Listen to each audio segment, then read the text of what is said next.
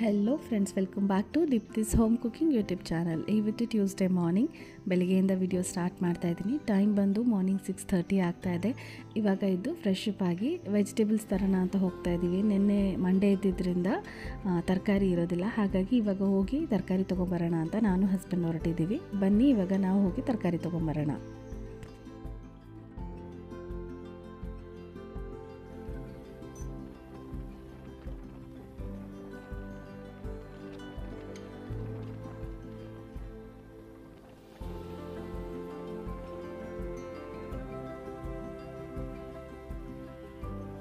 ಮಾರ್ಕೆಟಲ್ಲಿ ತುಂಬ ರಶ್ ಇದ್ದಿದ್ದರಿಂದ ನನಗೆ ವಿಡಿಯೋ ಮಾಡೋಕ್ಕಾಗಲಿಲ್ಲ. ಜೊತೆಗೆ ಏನು ತೊಗೋಬೇಕು ಏನು ಅಂತ ಯೋಚನೆ ಮಾಡ್ತಾಯಿದ್ದೆ. ಜಸ್ಟ್ ಸ್ವಲ್ಪ ಕ್ಲಿಪ್ಪಿಂಗ್ಸ್ ತೊಗೊಂಡೆ.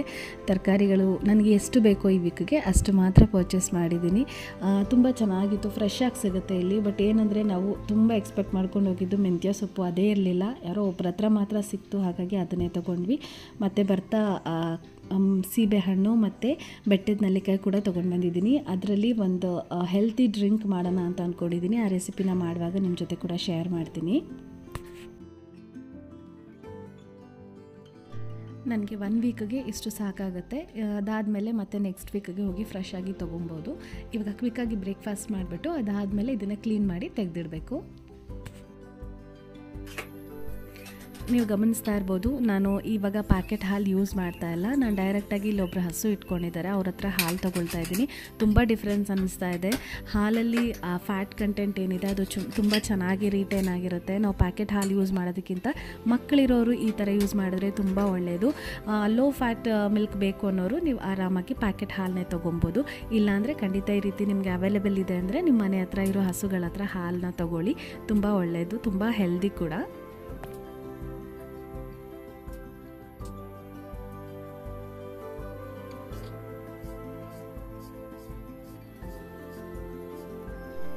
ನಾವು ತರಕಾರಿ ತೊಗೊಂಬರೋ ತನಕನೇ ತುಂಬ ಲೇಟ್ ಆಗಿತ್ತು. ಆಲ್ರೆಡಿ 7:30 7:45 ಆಗಿತ್ತು. ನಾನು 8:15 ಒಳಗೆ ಬ್ರೇಕ್ಫಾಸ್ಟ್ ಮುಗಿಸಿದ್ರೆ ನನಗೆ 1ಗೆ ತಿನ್ನಿಸಿ ರೆಡಿ ಮಾಡಿಸಿ ಕಳ್ಸೋಕ್ಕೆ ಸರಿ ಹೋಗುತ್ತೆ. ಹಾಗಾಗಿ ಕ್ವಿಕ್ಕಾಗಿ ಆಗೋದೇ ಉಪ್ಪಿಟ್ಟಲ್ವಾ, ತರಕಾರಿ ಹಾಕಿ ಮಾಡಿದ್ರೆ ಸ್ವಲ್ಪ ತಿಂತಾರೆ ಅಂಥೇಳಿ ತರಕಾರಿ ಉಪ್ಪಿಟ್ಟು ಮಾಡ್ತಾಯಿದ್ದೀನಿ. ಜೊತೆಗೆ ಸ್ವಲ್ಪ ಹಸಿ ಬಟಾಣಿ ಕೂಡ ಇತ್ತು ಮನೆಯಲ್ಲಿ, ಅಂದರೆ ಪ್ಯಾಕೆಟ್ ರೆಡಿಮೇಡಲ್ಲಿ ತಂದಿದ್ದು, ಅದನ್ನು ಮುಗಿಸ್ಬಿಡೋಣ ಅಂಥೇಳಿ ತರಕಾರಿ ಉಪ್ಪಿಟ್ಟು ಮಾಡ್ತಾಯಿದ್ದೀನಿ. ರೆಸಿಪಿ ನಿಮ್ಮೆಲ್ಲರಿಗೂ ಗೊತ್ತಿರುತ್ತೆ, ಹಾಗಾಗಿ ಶೇರ್ ಮಾಡಿಲ್ಲ. ಕ್ವಿಕ್ಕಾಗಿ ಹೇಳ್ತಾ ಹೋಗ್ತೀನಿ, ಗೊತ್ತಿಲ್ಲ ಅಂದರೂ ನೋಡ್ಕೊಂಡು ಟ್ರೈ ಮಾಡಿ.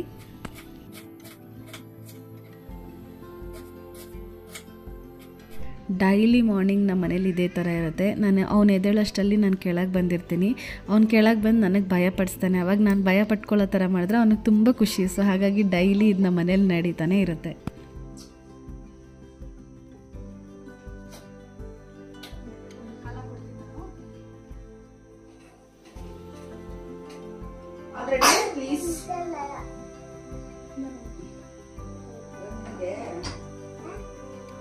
ಇವಾಗ ಬಾಣಲಿಗೆ ಎಣ್ಣೆ ಹಾಕ್ತಾ ಇದ್ದೀನಿ. ಎಣ್ಣೆ ಬಿಸಿ ಆದ ತಕ್ಷಣ ಸ್ವಲ್ಪ ಸಾಸಿವೆ, ಕಟ್ ಮಾಡ್ಕೊಂಡಿರೋ ಈರುಳ್ಳಿ ಹಾಕ್ತಾ ಇದ್ದೀನಿ. ಸಣ್ಣದಾಗಿ ಕಟ್ ಮಾಡ್ಕೊಂಡು ಹಾಕ್ಕೊಳ್ಳಿ. ಜೊತೆಗೆ ಕಟ್ ಮಾಡ್ಕೊಂಡಿರೋ ತರಕಾರಿಗಳು ನಿಮ್ಗೆ ಯಾವ್ದು ಬೇಕೋ ಸೇರಿಸ್ಕೊಬೋದು. ನಾನು ಇಲ್ಲಿ ಬೀನ್ಸ್ ಮತ್ತು ಕ್ಯಾರೆಟ್ ಮಾತ್ರ ಹಾಕ್ಕೊಳ್ತಾ ಇದ್ದೀನಿ. ಇದನ್ನು ಹಾಕಿ ಚೆನ್ನಾಗಿ 1-2 ನಿಮಿಷ ಫ್ರೈ ಮಾಡ್ಕೊಳ್ಳಿ. ಉಪ್ಪನ್ನು ಸೇರಿಸ್ಕೊಳ್ಳಿ ಸ್ಟಾರ್ಟಿಂಗೆ, ಇಲ್ಲ ಅಂತಂದರೆ ತರಕಾರಿಗೆ ಉಪ್ಪು ಹಿಡಿಯೋದಿಲ್ಲ. ಹಾಗಾಗಿ 1-2-3 ನಿಮಿಷ ಬಾಡಿಸ್ಕೊಂಡಿದ್ದಾದಮೇಲೆ ಹಸಿರು ಮೆಣಸಿನ್ಕಾಯಿ ಹಾಕ್ತಾ ಇದ್ದೀನಿ. 1-2 ಮೆಣಸಿನ್ಕಾಯಿ ಹಾಕ್ಕೊಳ್ತಾ ಇದ್ದೀನಿ, ಯಾಕಂದರೆ ಇದು ಖಾರ ಜಾಸ್ತಿ ಇದೆ. ನಿಮ್ಗೆ ಎಷ್ಟು ಖಾರ ಬೇಕೋ ಅಷ್ಟು ಮೆಣಸಿನ್ಕಾಯಿನ ನೀವು ಯೂಸ್ ಮಾಡ್ಬೋದು. ಇದನ್ನು ಕೂಡ 1-2 ನಿಮಿಷ ಬಾಡಿಸ್ಕೊಂಡಿದ್ದು ಆದಮೇಲೆ ನಾವು ಹಸಿ ಬಟಾಣಿ ಏನಿದೆ ಅದನ್ನು ಹಾಕೋಬೇಕಾಗತ್ತೆ. ಇಲ್ಲಿ ನಾನು ರೆಡಿಮೇಡ್ ಬಟಾಣಿ ಯೂಸ್ ಮಾಡ್ತಾ ಇದ್ದೀನಿ. ನೀವು ನೆನೆಸಿರೋ ಬಟಾಣಿ ಕೂಡ ಯೂಸ್ ಮಾಡ್ಬೋದು.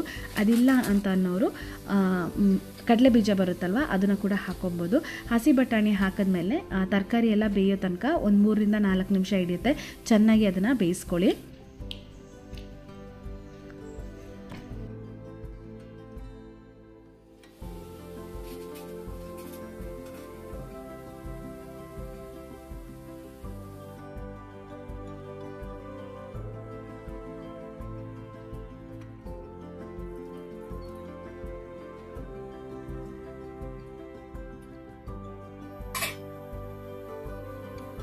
ತರಕಾರಿ ಎಲ್ಲ ಬೆಂದಿದ್ದಾದಮೇಲೆ ನೀರು ಹಾಕೋಬೇಕಾಗುತ್ತೆ. ನಾನು 1 ಗ್ಲಾಸ್ ರವೆಗೆ 3 ಗ್ಲಾಸ್ ನೀರು ಈ ಅಳತೆಯಲ್ಲಿ ತೊಗೊಳ್ತೀನಿ. ನೀವು ಯೂಸ್ ಮಾಡೋ ರವೆ ಮೇಲೆ ಕೂಡ ಅದು ಡಿಪೆಂಡ್ ಆಗುತ್ತೆ. ಸೇಮ್ ನೀವು ಉಪ್ಪಿಟ್ಟು ಮಾಡ್ತೀರಲ್ಲ ಅದೇ ಥರ ನೀರು ಹಾಕಿಬಿಟ್ಟು ಅದು ಕುದ್ದ ಮೇಲೆ ರವೆ ಹಾಕಿ 1ರಿಂದ 1.5 ನಿಮಿಷ ಅಷ್ಟು ನೀವು ಫ್ಲೇಮ್ನ ಮೀಡಿಯಮಲ್ಲೇ ಇಟ್ಕೊಂಡು ಆಮೇಲೆ ಲೋ ಫ್ಲೇಮಲ್ಲಿ ಇಟ್ಬಿಟ್ಟು ಅದನ್ನು ನೀವು ಒಂದು 3 ನಿಮಿಷ ಬಿಟ್ಟರೆ ನಿಮಗೆ ಉಪ್ಪಿಟ್ಟು ರೆಡಿ ಆಗುತ್ತೆ. ಈ ರೆಸಿಪಿ ಆಲ್ರೆಡಿ ಗೊತ್ತಿರುತ್ತೆ, ಗೊತ್ತಿಲ್ಲ ಅನ್ನೋರಿಗೋಸ್ಕರ ಶೇರ್ ಮಾಡಿದ್ದೀರಿ. ಗೊತ್ತಿಲ್ಲದೆ ಇರೋರು ನೀವು ಇದನ್ನು ಯೂಸ್ ಮಾಡ್ಕೊಬೋದು.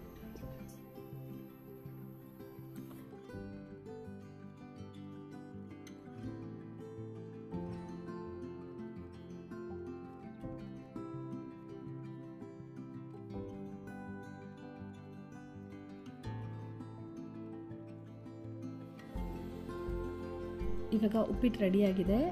ಆದ ತಕ್ಷಣ ನಾನು ಲಂಚ್ ಬಾಕ್ಸ್ಗೂ ಹಾಕಿಬಿಡ್ತೀನಿ. ಬಟ್ ಕ್ಲೋಸ್ ಮಾಡಲ್ಲ, ನಿಧಾನಕ್ಕೆ ಆರಿದ್ಮೇಲೆ ಕ್ಲೋಸ್ ಮಾಡ್ತೀನಿ.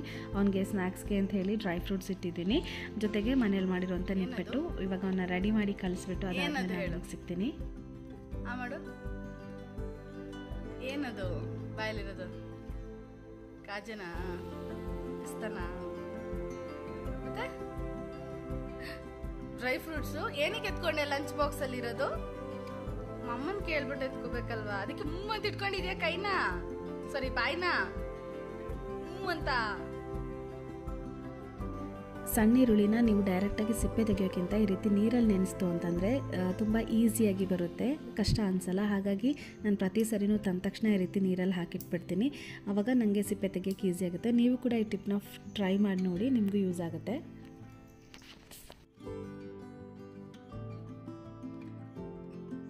ಇವತ್ತು ಫ್ರೂಟ್ಸಲ್ಲಿ ಬೇರೆ ಯಾವುದೂ ತೊಗೊಳ್ಳಿಲ್ಲ. ಸೀಬೆಕಾಯಿ ಮತ್ತು ಬೆಟ್ಟದ ನೆಲ್ಲಿಕಾಯಿ ಮಾತ್ರ ತೊಗೊಂಡಿದ್ದು.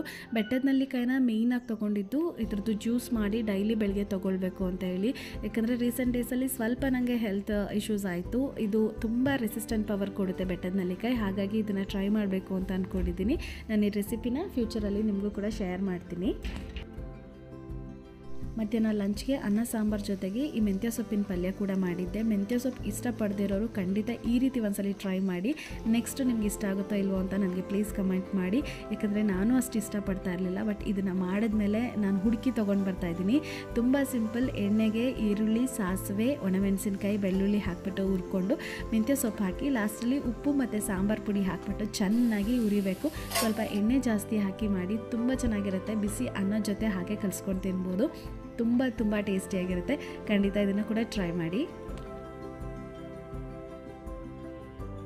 ಮಧ್ಯಾಹ್ನ ಊಟ ಎಲ್ಲ ಮುಗಿಸಿದಾದ್ಮೇಲೆ ಸ್ವಲ್ಪ ಹೊತ್ತು ರೆಸ್ಟ್ ಮಾಡಿ ಮತ್ತು ಸ್ನಾನಕ್ಕೆ ಹೋಗೋಕ್ಕೆ ಮುಂಚೆ ಸ್ವಲ್ಪ ಹೇರ್ ಕೇರ್ ಮಾಡೋಣ ಅಂಥೇಳಿ ಇದನ್ನು ಮಾಡ್ತಾಯಿದ್ದೀನಿ.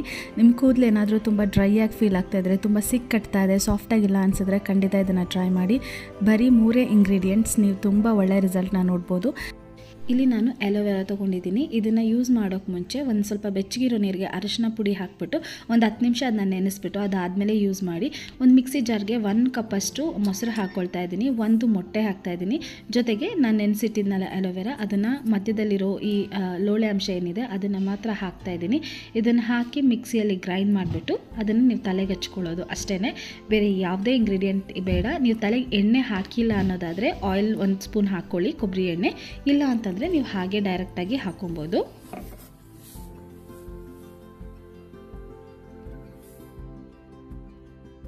ಇಲ್ಲಿ ನಾನು ಹೇಗೆ ಹಚ್ತಾ ಇದ್ದೀನಿ ಅದೇ ಥರ ರೂಟ್ಗೆ, ಸ್ಕ್ಯಾಲ್ಪ್ಗೆ ಮತ್ತು ನಿಮ್ಮ ಹೇರ್ಗೆ ನೀಟಾಗಿ, ಮೇಯ್ನಾಗಿ ನಿಮ್ಮ ಹೇರ್ಗೆ, ಸ್ಕ್ಯಾಲ್ಪ್ಗೆ ಚೆನ್ನಾಗಿ ಹಚ್ಕೊಂಡು ಒಂದು 10 ನಿಮಿಷ ಮಸಾಜ್ ಮಾಡಿ. ಅದಾದಮೇಲೆ ಒಂದು 1 ಅವರ್ ಬಿಟ್ಟು ನೀವು ಹೇರ್ ವಾಶ್ ಮಾಡ್ಬೋದು.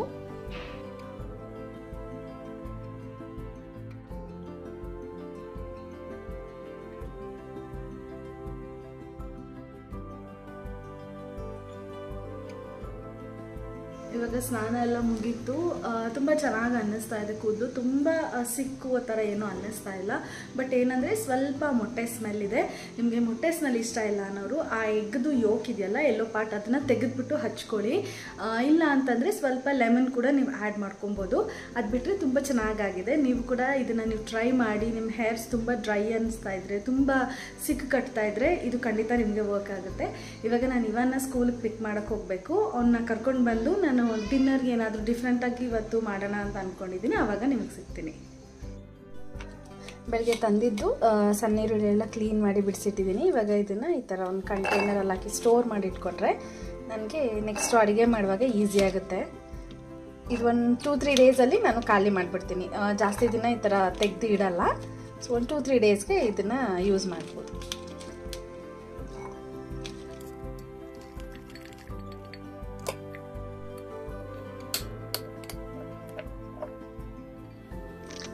ಇವಾಗ ಟೈಮ್ 6 o'clock ಆಗ್ತಾ ಇದೆ. ಡಿನ್ನರ್ ಪ್ರಿಪೇರ್ ಮಾಡೋಣ ಅಂತ ಬಂದಿದ್ದೀನಿ. ಇಲ್ಲಿ ಚಪಾತಿ ಇಟ್ಟು ಕಲಸಿಟ್ಟಿದ್ದೀನಿ. ಇವತ್ತು ಡಿನ್ನರ್ ಏನು ಮಾಡ್ತಾ ಇದ್ದೀನಿ ಅಂತಂದರೆ ಚಿಕನ್ ಸ್ಟಫ್ಡ್ ಚಪಾತಿ ಮಾಡ್ತಾ ಇದ್ದೀನಿ. ಅದರಲ್ಲಿ ಸ್ವಲ್ಪ ಚೀಸ್ ಕೂಡ ಆ್ಯಡ್ ಮಾಡಿ ಡಿಫ್ರೆಂಟಾಗಿ ಟ್ರೈ ಮಾಡೋಣ ಅಂದ್ಕೊಂಡಿದ್ದೀನಿ. ಸೊ ನಿಮಗೂ ಕೂಡ ಶೇರ್ ಮಾಡ್ತೀನಿ. ರೆಸಿಪಿನ ನೋಡಿ ಫ್ರೀ ಇದ್ದಾಗ ಟ್ರೈ ಮಾಡಿ. ಇಲ್ಲಿ ನಾನು 2-3 ಟೇಬಲ್ ಸ್ಪೂನಷ್ಟು ಎಣ್ಣೆ ತೊಗೊಂಡಿದ್ದೀನಿ. ಎಣ್ಣೆ ಬಿಸಿ ಆದಮೇಲೆ ಸಣ್ಣದಾಗಿ ಕಟ್ ಮಾಡ್ಕೊಂಡಿರೋ ಈರುಳ್ಳಿ ಹಾಕ್ತಾಯಿದ್ದೀನಿ. ಈರುಳ್ಳಿನ ತುಂಬ ಚಿಕ್ಕದಾಗಿ ಕಟ್ ಮಾಡ್ಕೊಳ್ಳಿ, ದಪ್ಪ ದಪ್ಪ ಮಾಡ್ಕೊಳ್ಳೋಕೆ ಹೋಗಬೇಡಿ. ಅದಾದಮೇಲೆ ಒಂದು ಹಸಿರು ಮೆಣಸಿನ್ಕಾಯಿನ ಸಣ್ಣದಾಗಿ ಕಟ್ ಮಾಡಿದ್ದೀನಿ. ನಾವು ನೆಕ್ಸ್ಟ್ ಅಚ್ಕಾರದ ಪುಡಿ ಕೂಡ ಆ್ಯಡ್ ಮಾಡ್ತೀವಿ, ಹಾಗಾಗಿ ಸ್ವಲ್ಪ ಹಸಿರು ಮೆಣಸಿನ್ಕಾಯಿ ಹಾಕ್ಕೊಳ್ಳಿ. ಅದಾದಮೇಲೆ ಕರಿಬೇವಿನ ಸೊಪ್ಪು ಹಾಕ್ಬಿಟ್ಟು ಅದನ್ನು ಕೂಡ ಚೆನ್ನಾಗಿ ಫ್ರೈ ಮಾಡ್ಕೊಬೇಕು. 1-2 ನಿಮಿಷ ಆದಮೇಲೆ ಸಾಲ್ಟ್, ಈರುಳ್ಳಿಗೆ ಎಷ್ಟು ಬೇಕೋ ಅಷ್ಟು ಮಾತ್ರ ಸಾಲ್ಟ್ ಹಾಕ್ಕೊಳ್ಳಿ. ಅದನ್ನು ಕೂಡ ಫ್ರೈ ಮಾಡ್ಕೊಂಡಿದ್ದಾದಮೇಲೆ ಸಣ್ಣದಾಗಿ ಕಟ್ ಮಾಡ್ಕೊಂಡು ಟೊಮ್ಯಾಟೊ ಹಾಕ್ಕೊಬೇಕು. ಟೊಮ್ಯಾಟೊನೂ ಅಷ್ಟೇ ಆದಷ್ಟು ಸಣ್ಣ ಮಾಡಿ ಹಾಕ್ಕೊಳ್ಳಿ. ಈ ರೆಸಿಪಿಯಲ್ಲಿ ನಾವು ಚಪಾತಿ ಒಳಗೆ ಸ್ಟಫ್ ಮಾಡೋದ್ರಿಂದ ಯಾವುದನ್ನು ಕೂಡ ದಪ್ಪದಾಗಿ ಕಟ್ ಮಾಡೋಕ್ಕೆ ಹೋಗಬೇಡಿ. 1-2 ನಿಮಿಷ ಲಿಡ್ನ ಕ್ಲೋಸ್ ಮಾಡಿ ಬೇಯಿಸಿದ್ರೆ ಅದು ಚೆನ್ನಾಗಿ ಬೆಂದೋಗುತ್ತೆ. ಅದೆಲ್ಲ ಫುಲ್ ಸ್ಮ್ಯಾಶ್ ಆದಮೇಲೆ ನಾವು ಚಿಕನ್ ಏನು ತೊಗೊಂಡಿದ್ದೀವಿ ಅದನ್ನು ಹಾಕ್ಕೊಬೇಕಾಗತ್ತೆ. ಇಲ್ಲಿ ನಾನು 1/2 kg ಅಷ್ಟು ಚಿಕನ್ ತೊಗೊಂಡಿದ್ದೀನಿ. ಅದನ್ನು ನೀಟಾಗಿ ಕೈಮಾ ಥರ ಕಟ್ ಮಾಡಿಸಿ ವಾಶ್ ಮಾಡಿ ಇಟ್ಟಿದ್ದೀನಿ. ಅದು ಹಾಕ್ಬಿಟ್ಟು ಅರಿಶಿನ ಮತ್ತು ರುಚಿಗೆ ತಕ್ಕಷ್ಟು ಉಪ್ಪು ಹಾಕ್ಬಿಟ್ಟು ಚೆನ್ನಾಗಿ ಅದನ್ನು ಫ್ರೈ ಮಾಡ್ಕೊಬೇಕು. ನಾವು 1-2 ನಿಮಿಷ ಹಾಕ್ತಾ ಇದ್ದಾಗೇ ಚಿಕನಿಂದ ನೀರು ಬಿಡೋಕ್ಕೆ ಸ್ಟಾರ್ಟ್ ಆಗುತ್ತೆ. ಆ ನೀರೆಲ್ಲ ಹೋಗಿ ಕಂಪ್ಲೀಟಾಗಿ ಡ್ರೈ ಆಗಬೇಕು.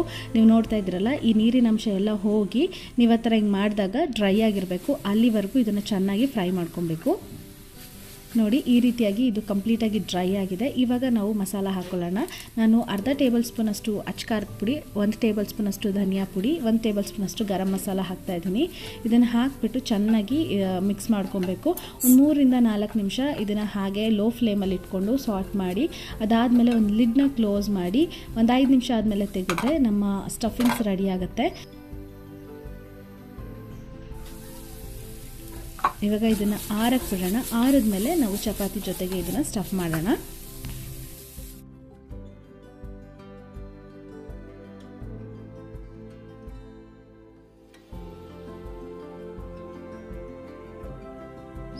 ಇದು ನಾರ್ಮಲ್ ಆಗಿ ನಾವು ಆಲೂ ಪರಾಟ ಎಲ್ಲ ಮಾಡ್ತೀವಲ್ಲ, ಅದೇ ಥರ ಚಪಾತಿನ ಸ್ವಲ್ಪ ದಪ್ಪ ತೊಗೊಂಡು ಅದಕ್ಕೆ ಒಳಗಡೆ ಸ್ಟಫಿಂಗ್ಸ್ ಹಾಕಿ ಮತ್ತು ಮೇಲೆ ಕ್ಲೋಸ್ ಮಾಡಿ ಮತ್ತು ನೀವು ಲಟ್ಟಿಸ್ಕೋಬೇಕಾಗತ್ತೆ. ಆದಷ್ಟು ಸ್ವಲ್ಪ ಥಿಕ್ಕಾಗೆ ಬರೋದು. ಇದು ತುಂಬ ತೆಳು ಚಪಾತಿ ಬರುತ್ತಲ್ಲ ಆ ಥರ ಬರಲ್ಲ, ಸ್ವಲ್ಪ ಮಂದನೇ ಇರುತ್ತೆ. ಬಟ್ ಸ್ಟಫಿಂಗ್ಸ್ ಇರೋದ್ರಿಂದ ಅದು ನೀಟಾಗಿ ಬೇಯುತ್ತೆ, ಏನು ತೊಂದರೆ ಇಲ್ಲ.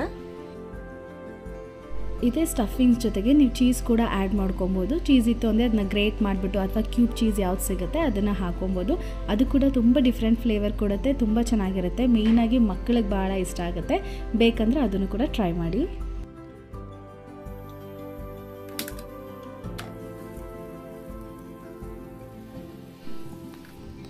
ನೀವು ನಾರ್ಮಲಾಗಿ ಚಪಾತಿ ಎಲ್ಲ ಹೇಗೆ ಸುಡ್ತೀರೋ ಅದೇ ಥರ, ಬಟ್ ಲೋ ಫ್ಲೇಮಲ್ಲಿ ಇಟ್ಕೊಂಡು ಒಂದು ಸೈಡು 1-2 ನಿಮಿಷ ನೀವು ಬೇಯಿಸ್ಕೊಂಡ್ರೆ ಇದು ರೆಡಿ ಆಗುತ್ತೆ.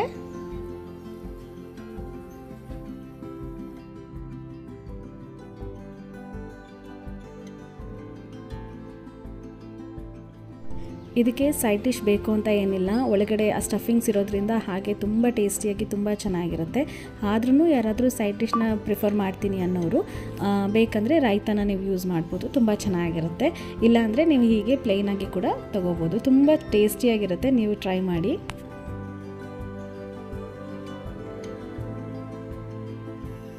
ನಾನು ಡಿನ್ನರ್ ಇವಾಗ ತಿಂತಾಯಿದ್ದೀನಿ. ಸೂಪರ್ಬಾಗಿದೆ. ನೀವು ಒಳಗಡೆ ನೋಡ್ತಾ ಇರ್ಬೋದು ಎಲ್ಲ ಸ್ಟಫಿಂಗ್ಸ್ ಎಷ್ಟು ಚೆನ್ನಾಗಾಗಿದೆ ಅಂತ.